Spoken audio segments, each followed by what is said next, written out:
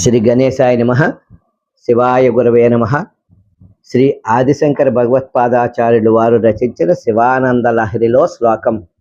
నరత్వం దేవత్వం నగ వన మృగత్వం మసకత పశుత్వం కేటత్వం భవతు విహగాత్వాది జననం సదా త్వత్పాదాబ్జస్మరణ పరమానందలహరి విహారాశక్తం చేదృదయమిహ కిం తేన వపుషా. శివ, మనుష్యుడిగా గాని దేవతగా గాని గుట్టగా గాని చెట్టుగా గాని మృగముగా గాని దోమగా గాని పశువు గాని పురుగుగా గాని పక్షి మొదలగునదిగా గాని జన్మించుట సంభవించినా మనస్సు సదా నీ పాదపద్మముల స్మరణమనడి గొప్పదయగు ఆనంద ప్రవాహములో ఈదులాడుటయందు ప్రేమ గలది అయినచో ఈ చెప్పిన వానిలో ఏ జన్మ వచ్చినా ఏమియూ హాని లేదు అని తాత్పర్యము. 84 లక్షల రకముల జీవరాశులలో అంటే ఆ వాటి జన్మలలో మానవ జన్మ శ్రేష్టమని పెద్దలందరూ అంటారు. ఏలయనా ఎందుకని?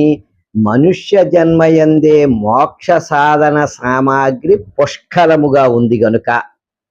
దేవలోకమునందు ఇట్టి స్థితి అటువంటి అనుకూలతే లేదు.